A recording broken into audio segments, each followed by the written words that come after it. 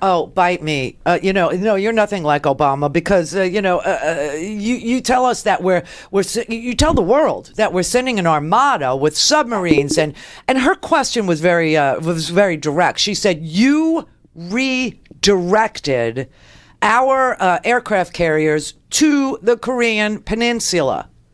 And he said, I don't want to talk about it. All right, I will. We're sending an armada with nuclear Nimitz-class submarines, much more powerful. Now, I mean, it's true enough. We were sending an armada, but just in the opposite direction. In the opposite direction. Honest to God, man, he wanted to send a powerful message to Kim Jong-un, and he did. And you know what the message is? Don't believe a word I say. My threats are empty. That's dangerous. And it's either that, there's different branches of the government that will tell you different things now. They say, oh, go check with DOD. They're blaming, Mattis. They're blaming him because the president did not know where our ships were, apparently. Which is a dereliction of duty of the highest order if you're commander-in-chief.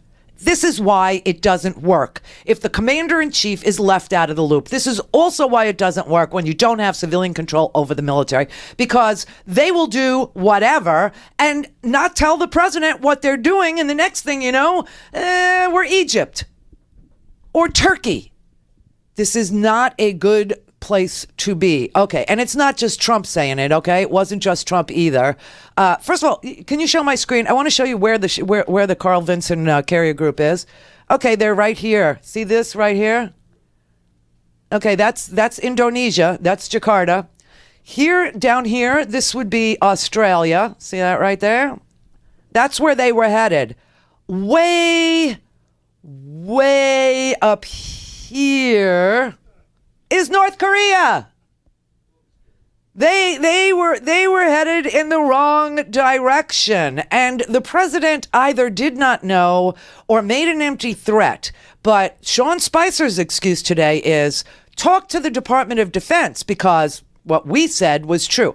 Now, I know what Sean said because I have what Sean said. And what Sean said was that we had ships that were steaming, he said. Wait.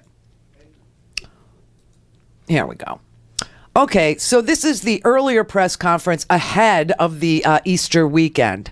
Okay, here's the Q&A that went on at the James Brady briefing room ahead of the crisis that we faced, where we were all watching a damn parade on Friday night happening in North Korea, praying to God that nobody turned the key, either Kim Jong-un or crazy ass Trump. But this is H.R. McMaster. Well, you got the carrier group moving up there. Well, I think it's prudent to send them up there. You got Mattis saying it's prudent, to use them. And yes, we are forward deploying and we are on our way. He said she's on her way. You got Spicer saying, well, we're sending it there because it's prudent. We're sending her there as a deterrent. A carrier group is a lot of things. It's a deterrent. It gives the president lots of options. And then all of a sudden, the Defense News, that's who broke this story. Defense News. People read a lot of things, don't they? I know I do.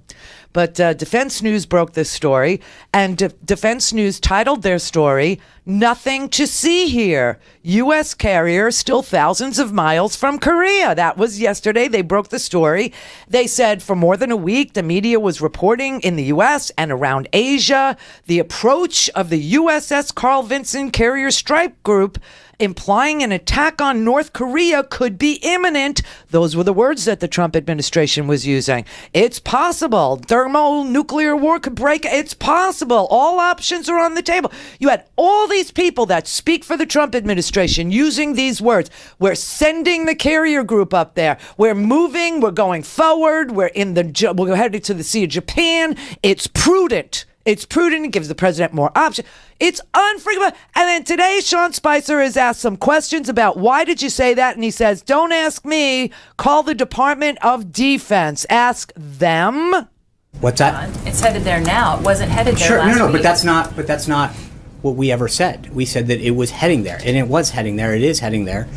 So that remains. Impression that allies had. But if there's an impression, then that's not. Then there should have been clarification from people who were seeking it. But I mean, Paycom put out a release talking about what its ultimate destination was going to be, and that's where it ended up. Okay, fuck you. Sorry, I don't usually. I just this is you're talking about global thermonuclear war. And this is just too cute. Okay, this is just too cute.